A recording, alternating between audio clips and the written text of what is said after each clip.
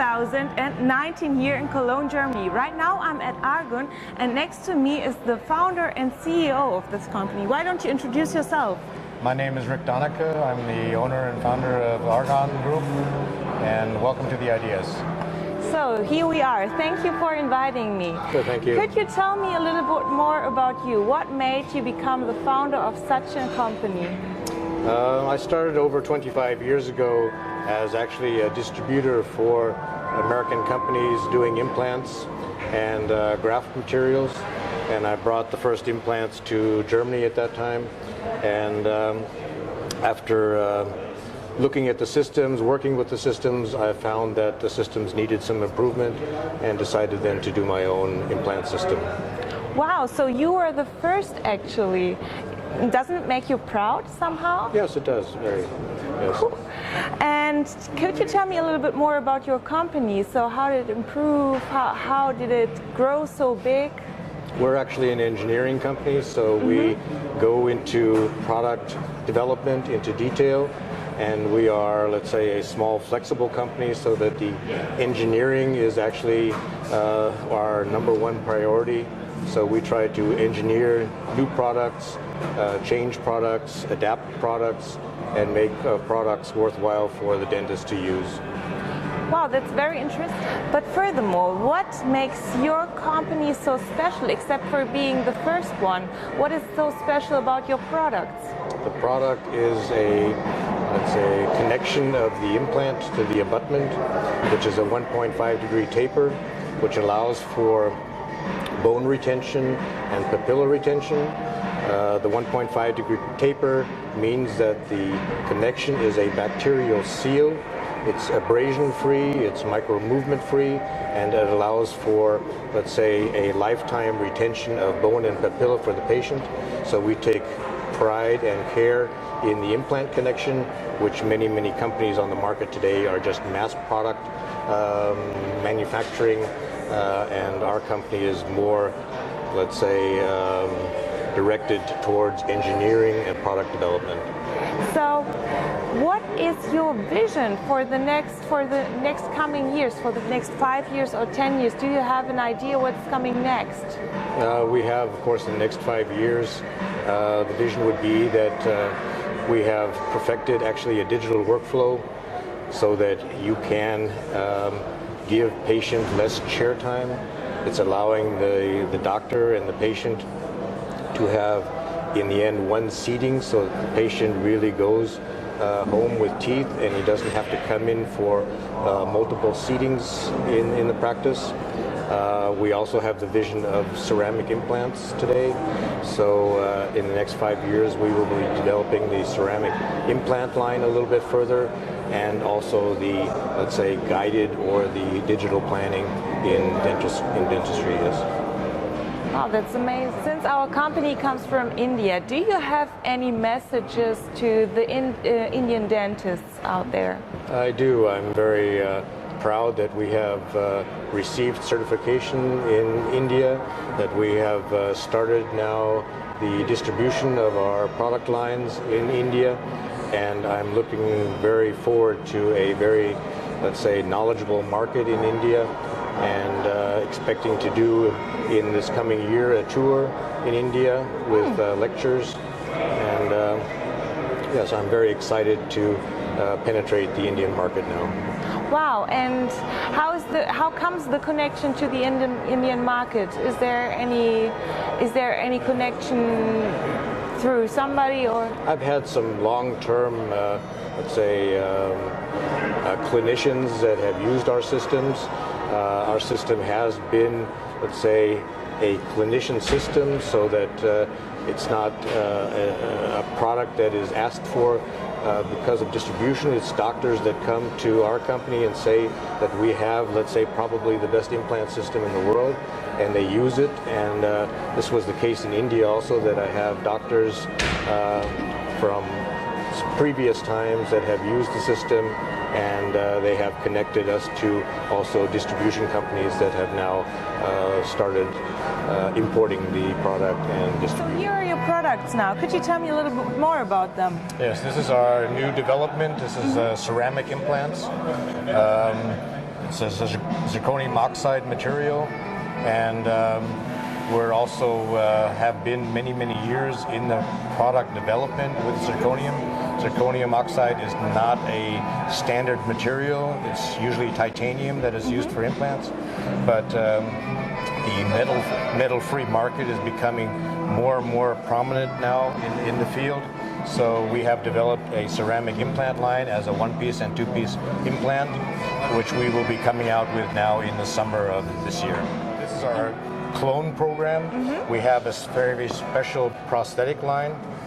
This prosthetic line, which has been one of our major selling points in the aesthetics for the K3 Pro system, we have now taken this also to other implant connections, so that not only can you use our specialized abutments for K3 Pro, but now you can use them also for other major manufacturers. This is our guided surgery system, developed so that we can actually guide the implant so precise that we can actually do the prosthetics in one seating. So we are drilling with, let's say, a very high precision within 1/10 of a millimeter, so that we are able to place the prosthetic parts in the planning and do everything in one seating for the patient. This is our allograft program. Allografts are, let's say, human donor remodeling or bone materials. And this allows for patients who have a bone defect that we can actually fill the defect and restore actually the bone as it was before. We also do 3D bone grafts, so we can plan a defect area and plan a 3D bone graft, which we actually mill chairside, so that the patient can get a perfect sitting bone graft also in one seating chairside. This is our new quick drill system, and also a modification of our existing implant design.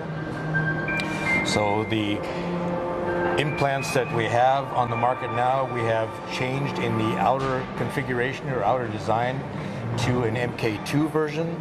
So these are, let's say, modified. And we have now a quick drill system so that you can place the implant with only 2 drills. Normally you would have many drills going up to the actual implant diameter, and now we have special drills that allows you to, let's say, place the implant with only 2 drills. These drills are also coming sterile, so that you can use these as a one-time drill. This prevents that you're using drills that maybe have DNA from the previous patient, or maybe that the drills have not been cleaned correctly by the assistant. So these are actually single-use drills, which allows you to also make sure that you're, let's say, following all the hygienic possibilities that you have. Here we've set up something special for the IDS. It's actually an implant and an abutment. And like I said, our connection is a 1.5-degree taper, so that once you screw the abutment connection to the implant, you can remove the screw and the implant connection will still hold. And this is what we've done here in a model, so that we are asking people if they can pull apart the connection. The screw is taken out, so it's only, let's say, the 1.5-degree taper that is holding the implant to the abutment. And we actually have people here, if they can pull the connection out here, we offer them a gold bar as a prize. So why don't I try this out? But no one has achieved it up to now, but please do. Well, somebody has to. Why isn't it me? Okay, that's not possible. I'm not going to be able to pull this out. Wow, amazing. This is a special machine for testing implant connections. As a medical device manufacturer, we actually have to mechanically test under fatigue, under loads. It's like actually chewing cycles in the mouth. So we actually simulate the lifetime chewing cycles of the mouth in a machine. And this is a norm. This is something that we need to, let's say, test if we are an implant manufacturer. So the mechanical testing is done here, in that you have to have, let's say, a resistance, or you have to have load possibilities of at least 5 million cycles in the mouth. So here we're simulating this, and the machine we developed and we also sell on the market. We developed this machine almost 10 years ago, and we have institutes in Germany. We have the University of Frankfurt, we have the State Institute, Fraunhofer Institute, we have other implant manufacturers that we actually sell this machine to. So every implant manufacturer, every laboratory that is doing any type of testing for medical devices on implants has to have a machine similar to this. And so we are very well known also for the manufacturing of these machines. This is the osteograph unit. It's a pantograph, or a key copy machine. And what we do here is we actually plan digitally in a software, in a program. We plan the defect that the patient has. We then make ourselves a master block of what the block should look like in the mouth. And then we copy this in this machine on a one-to-one basis. So this is an actual allograft material that is taken from a donor, the packing. And this is our master that we're going to copy. So we take the machine and we copy this on a one-to-one basis. And this machine is developed as a medical device so that it's used chairside. It's sterilized, taken apart and sterilized beforehand so that you have a sterile surrounding. And this allows for patients to receive a 3D bone graft that is perfectly fitting his defect area and restoring actually the defect that he has. So this is our digital corner. We as an engineering company, of course, we were talking before about the digital workflow. So we actually, as an engineering company, want to, let's say, reduce tolerances that you have in the digital planning and the digital workflow. You have, of course, your first base and your first step is a DICOM file, which is done by a CBCT. So there you have tolerances in the DICOM files from different machines. We then go into planning. So we have planning and analysis software where we're actually planning a case. This software also has then tolerances.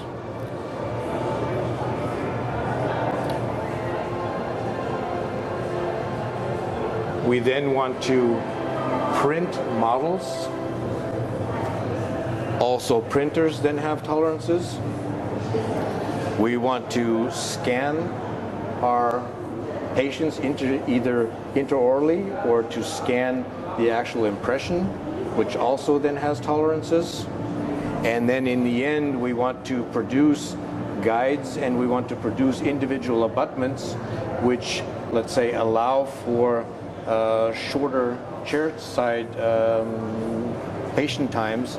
And this all is part of the digital workflow, which we try to analyze and we try to compensate for, so that in the end, when a doctor is using our product, he knows that in the final result that the tolerances will be as reduced as minimum as possible.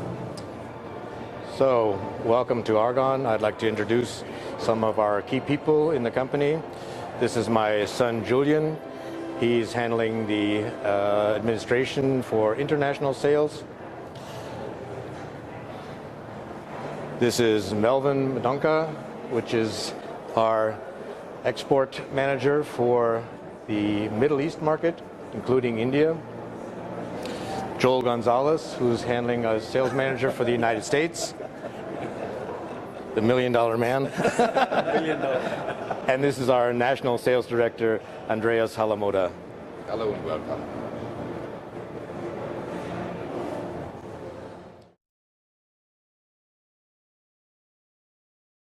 Welcome to Argon.